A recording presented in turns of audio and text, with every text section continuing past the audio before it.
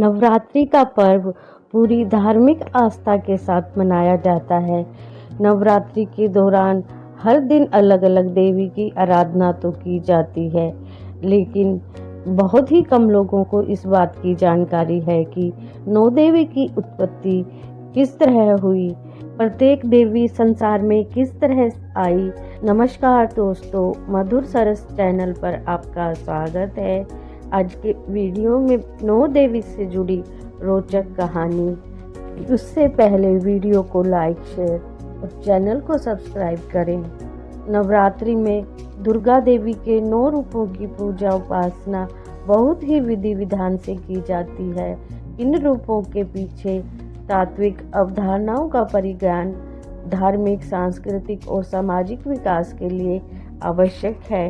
माँ शैलपुत्री। माँ दुर्गा को सर्वप्रथम शैलपुत्री के रूप में पूजा जाता है। हिमालय के वहाँ पुत्री के रूप में जन्म के कारण उनका नामकरण हुआ शैलपुत्री। इनका वाहन वृषभ है, इसलिए यह देवी वृषरूढ़ा के नाम से भी जानी जाती है। इस देवी ने दाएं हाथ में त्रिशूल धारण कर रखा है और माता के बाएं हाथ में कमल सुशोभित है। यह देवी प्रथम दुर्गा है। ये ही सती के नाम से भी जानी जाती है। इनकी एक मार्मिक कहानी है। एक बार जब प्रजापति दक्ष ने यज्ञ किया तो इसमें सारे देवी देवताओं को निमंत्रित किया, भगवान शंकर और माता सती को नहीं। सती यज्ञ में जाने के लिए विकल हो उठी। शंकर जी ने कहा कि सारे देवताओं को निमंत्रित किया गया है, उन्हें नहीं, ऐसे में वहां जाना उचित नहीं। सती का प्रबल आज्ञा देखकर शंकर जी ने उन्हें यज्ञ में जाने की अनुमति दे दी। सती जब दक्ष के घर पहुंची तो सिर्फ माँ ने उन्हें स्नेह दिया। बहनों की बातों में व्यंग और उपहास के भाव थे। भगवान शंकर के प्रति भी तिरस्कार का भाव था।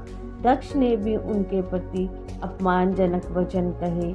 इससे सती को क्लेश हुआ। वे अपने पति का यह अपमान न सह सकी और योगाग्नि द्वारा अपने को जलाकर भस्म कर लिया। इस दारुण दुख से व्यथित होकर शंकर भगवान ने उस यज्ञ का विध्वंस कर दिया। वहीं सती अगले जन्म में शैलराज हिमालय की पुत्री के रूप में जन्मी और शैलपुत्री कहलाई। पार्वती और हेमवंती भी इसी देवी के अन्य नाम हैं। शैलपुत्री का विवाह भी भगवान शंकर से हुआ। शैलपुत्री शिव जी की अर्धांगिनी बनी। इसका महत्व और शक्ति अनंत है। नवरात्रि के पहले दिन माँ के इस रूप की पूजा अर्चना होती है। गाय पर सवार माँ शैलपुत्री चंद्रमा को धारण करती हैं। धार्मिक मान्यता के अनुसार माँ शैलपुत्री की आराधना करने से जातक की कुंडली में चंद्र दोष ठीक होता है। वीडियो नवरात्रि के दूसरे दिन माँ दुर्गा के ब्रह्मचारिणी स्वरूप की पूजा का दिन होता है। ब्रह्म का अर्थ तपस्या से है। माँ का ये रूप अपने भक्तों और सिद्धों को अनंत फल देने वाला होता है। इनकी उपासना से तप, त्याग, वैराग्य, सदाचार और संयम में वृद्धि होती है। शास्त्रों में माँ के हर एक रूप की पूजा विधि और कथा का महत्व बताया गया है। माँ ब्रह्मचारिणी की कथा जीवन के कठिन क्षणों में भक्तों को संबल देती है। ब्रह्मचारिणी का अर्थ है तप की चारिणी, अर्थात तप का आचरण करने वाली। देवी का यह रूप ज्योतिर्मय और अत्यंत भव्य है। माँ के दाएं हाथ में जप की माला है और बाएं हाथ में यह कमंडल धारण किए हैं। माँ ब्रह्मचारिणी की कथा। पूर्व जन्म में इस देवी ने हिमालय के घर पुत्री के रूप में जन्म लिया था और नारद जी के उपदेश से भगवान शंकर को पति रूप में प्राप्त करने के लिए घोर तपस्या की थी और इस कठिन तपस्या के कारण इन्हें तपचारिणी अर्थात ब्रह्मचारिणी नाम से जाना गया। 1000 वर्ष तक इन्होंने केवल फल फूल खाकर बिताए और 100 वर्षों तक केवल जमीन पर रहकर शाक पर निर्वाह किया। कुछ दिनों तक कठिन उपवास रखे और खुले आकाश के नीचे वर्षा और धूप के घोर कष्ट सहे। 3000 वर्षों तक टूटे हुए विलंब पत्र खाए और भगवान शंकर की आराधना करती रहीं। इसके बाद तो इन्होंने सूखे विलव पत्र खाना भी छोड़ दिए। कई हजार वर्षों तक निर्जल और निराहार रहकर तपस्या करती रही। पत्तों को खाना छोड़ देने के कारण ही इनका नाम अपर्णा पड़ गया। कठिन तपस्या के कारण देवी का शरीर एकदम क्षीण हो गया। देवता, ऋषि, सिद्धगण, मुनि सभी ने ब्रह्मचारिणी की तपस्या को अभूतपूर्व पुण्य कृत्य बताया, सराहना की और कहा, हे देवी, आज तक किसी ने इस तरह की कठोर तपस्या नहीं की है।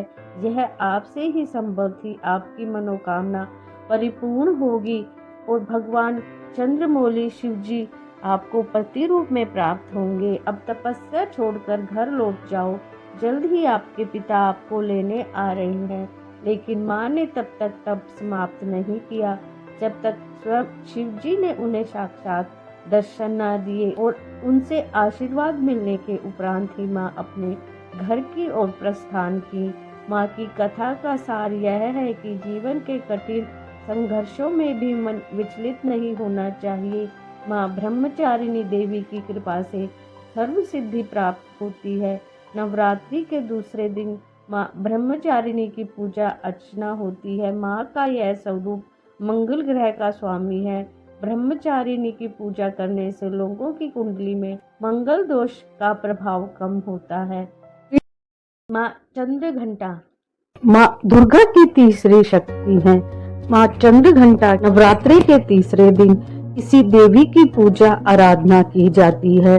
देवी का यह स्वरूप परम शांतिदायक और कल्याणकारी है। इसलिए कहा जाता है कि हमें निरंतर उनके पवित्र विग्रह को ध्यान में रखकर साधना करना चाहिए। सिंह पर सवार इस देवी की मुद्रा युद्ध के लिए उद्यत रहने की है।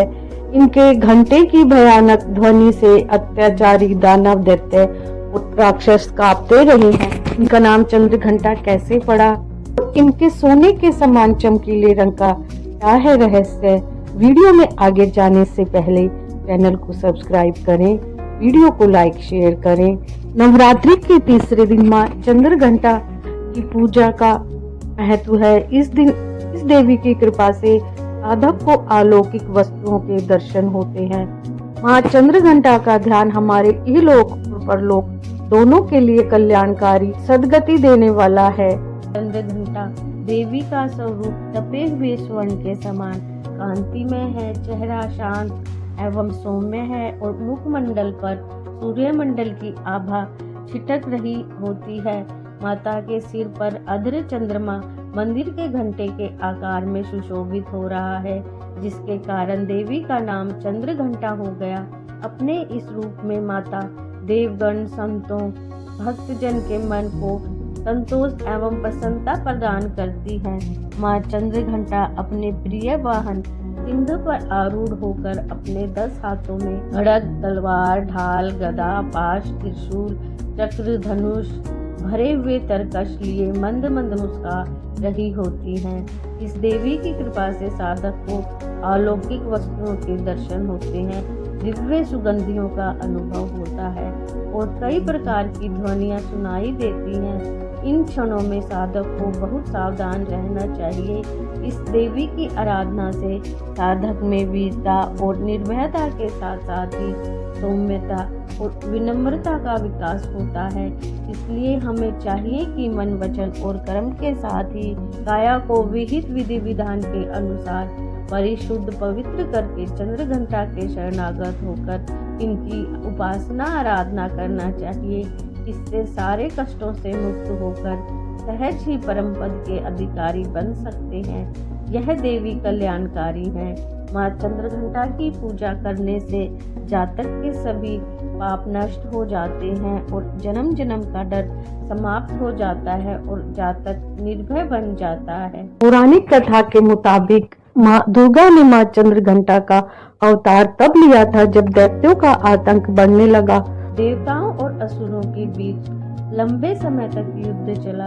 असुरों का स्वामी महिषासुर था और देवताओं के इंद्र। महिषासुर ने देवताओं पर विजय प्राप्त कर इंद्र का सिंहासन हासिल कर लिया और स्वर्गलोक पर राज करने लगा।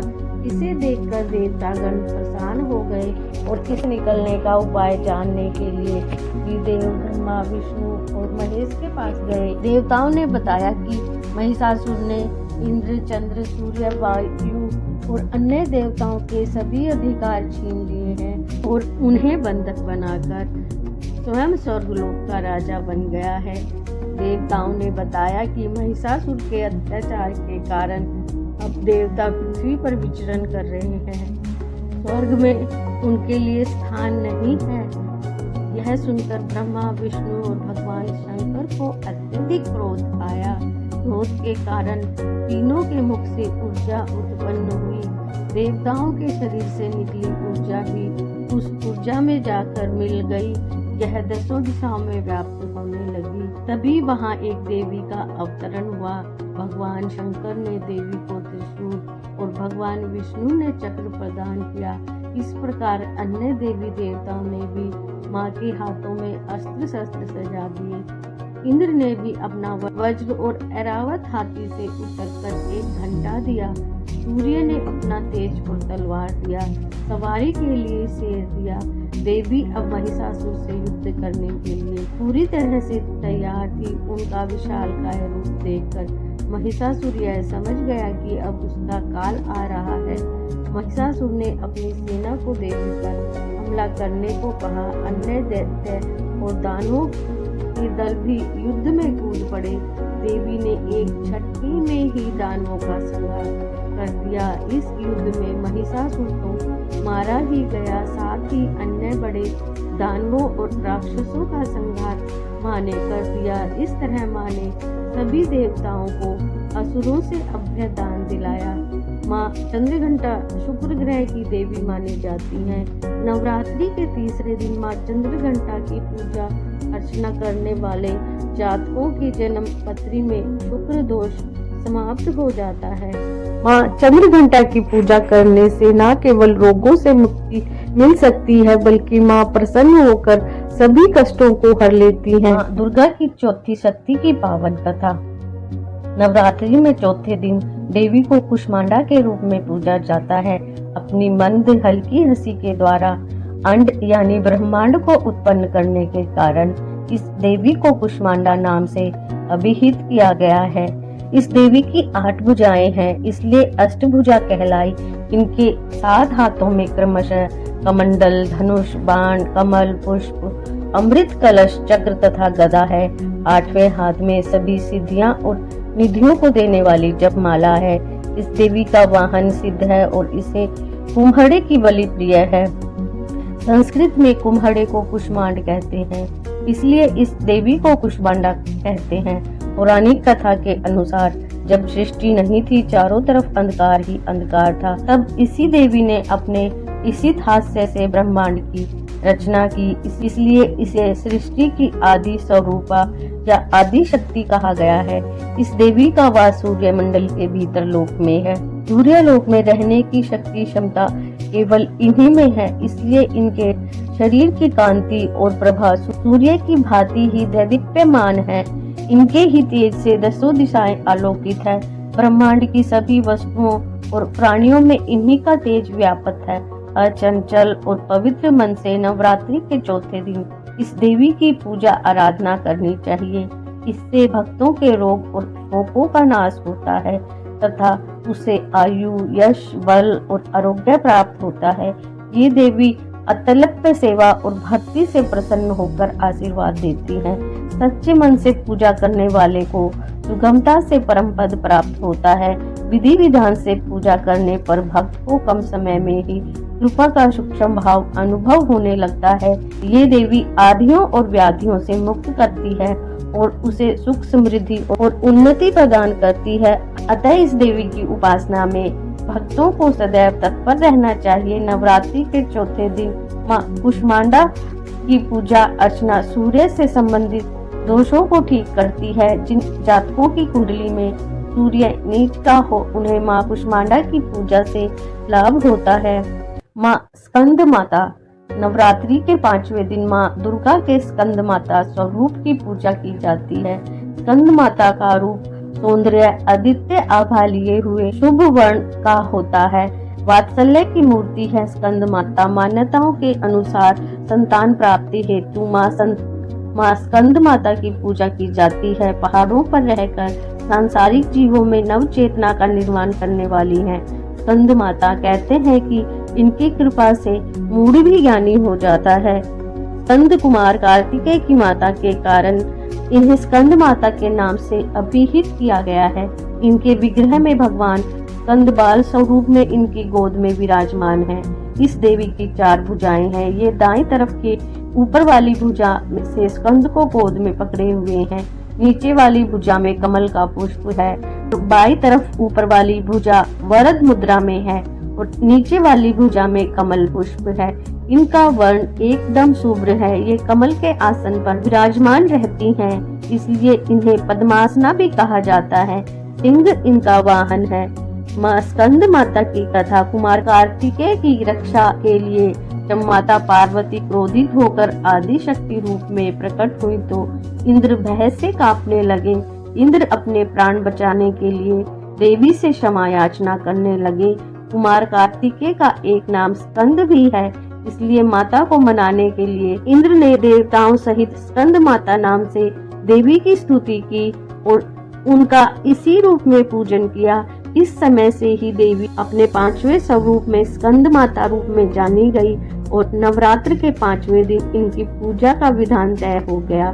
शास्त्रों में भी इनका काफी महत्व मिलता है। सूर्यमंडल की अधिष्ठात्री देवी होने के कारण इनका उपासक अलौकिक तेज और कांतिमय हो जाता है।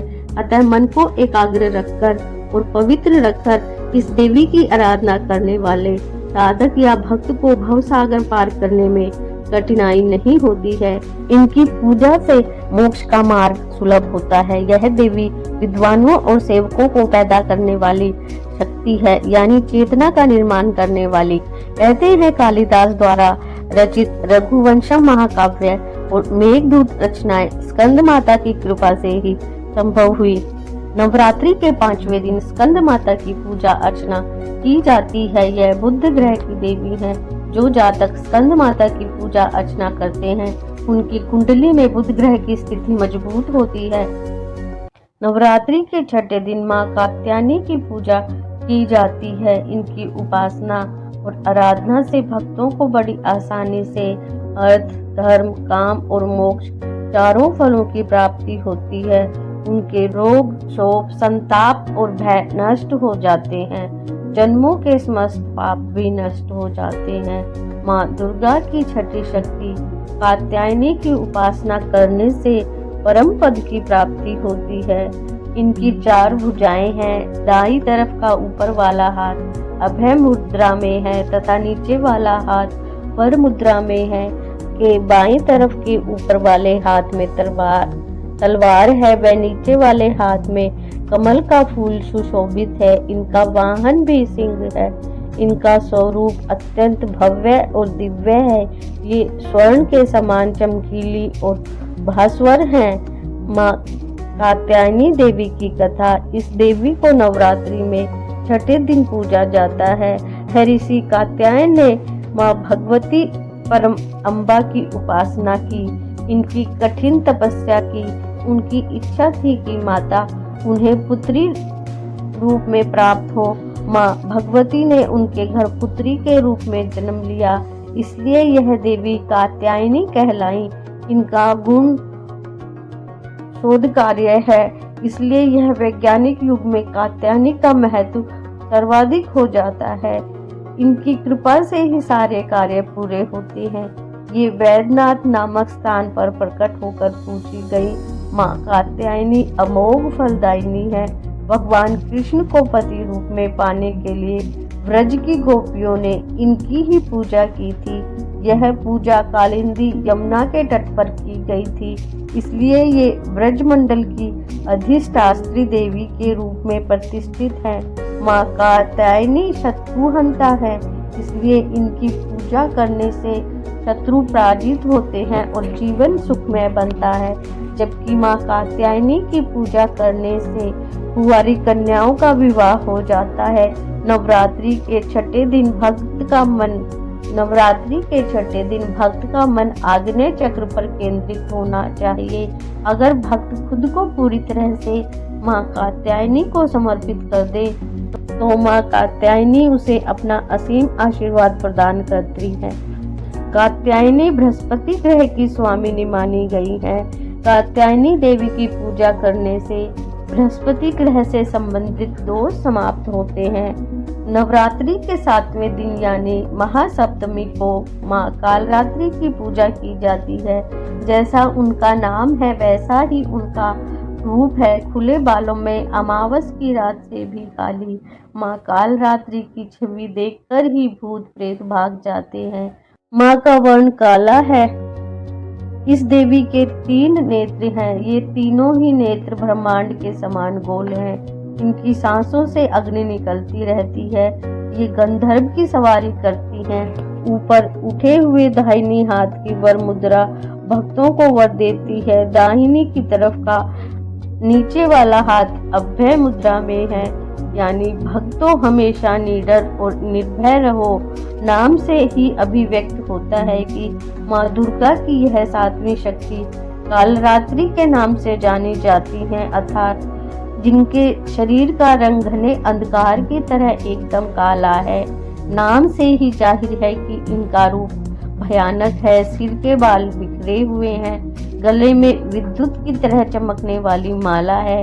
बाईं तरफ के ऊपर वाले हाथ में लोहे का कांटा और नीचे वाले हाथ में खड्ग है।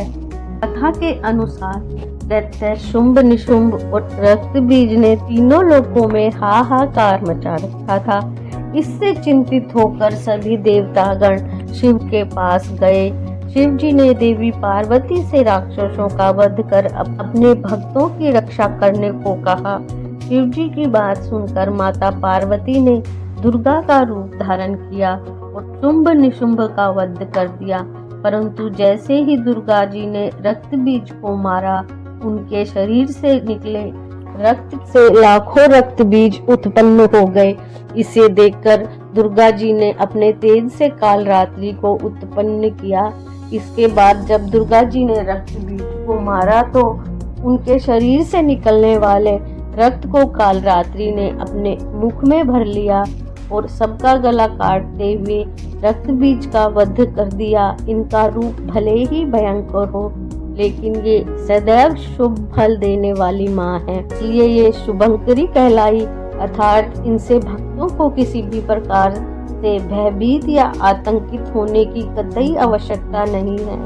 उनके साक्षात्कार से भक्त पुण्य का भागी बनता है। कालरात्रि की उपासना करने से ब्रह्मांड की सारी सिद्धियों के दरवाजे खुलने लगते हैं और तमाम असुरी शक्तियां उनके नाम के उच्चारण से ही भयभीत होकर दूर भागने लगती हैं।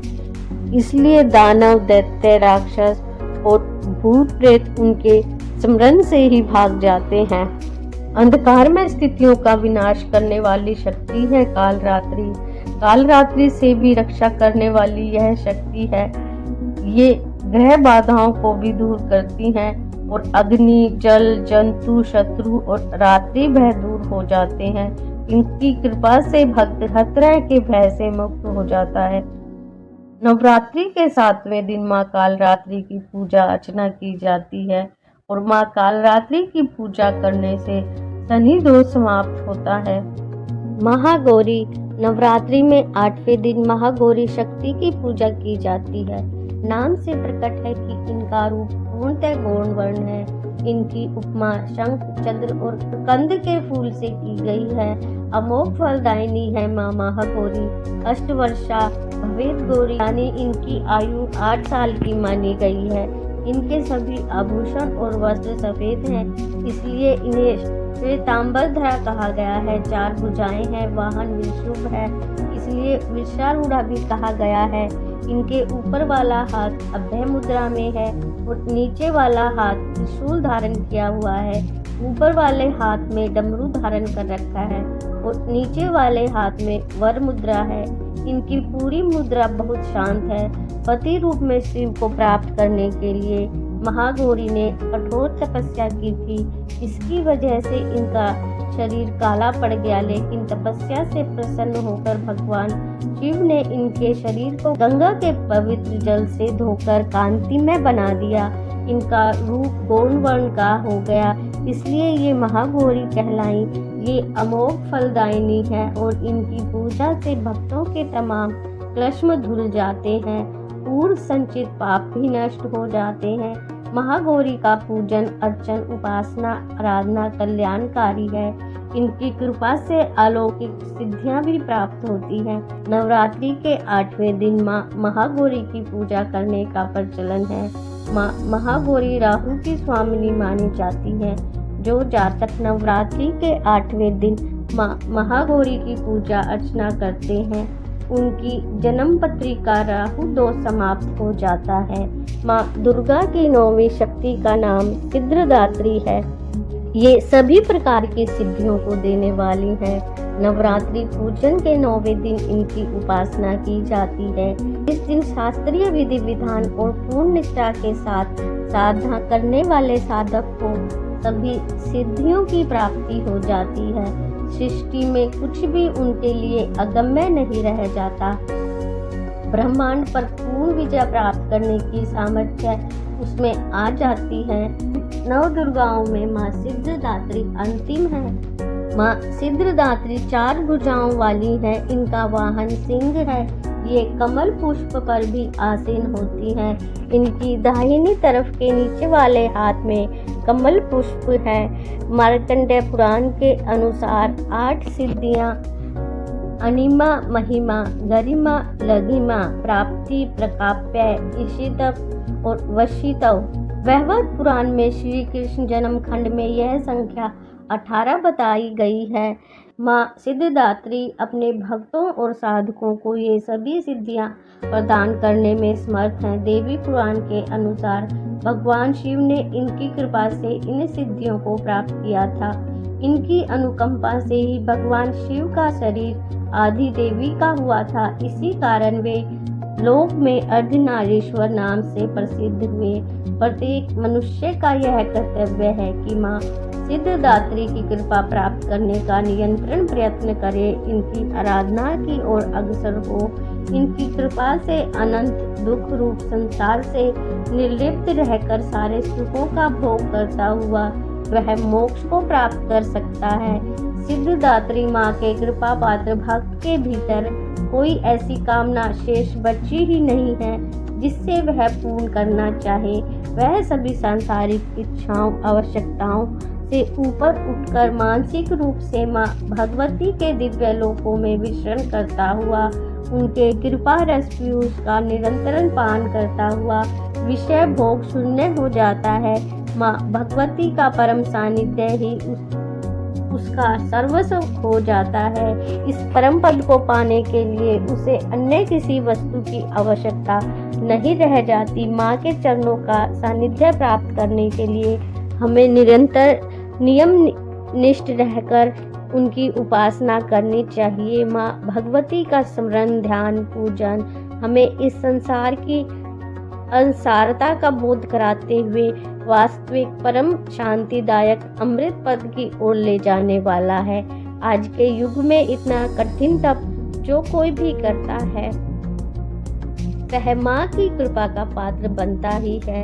अन्य 8 दुर्गाओं की पूजा उपासना शास्त्रीय विधि विधान के अनुसार करते हुए भक्त दुर्गा पूजा के 9वें दिन इनकी उपासना में प्रवृत्त होते हैं। इन सिद्धिदात्री माँ की उपासना पूर्ण कर लेने के बाद भक्तों और साधकों की लौकिक, प्रालौकिक सभी प्रकार की कामना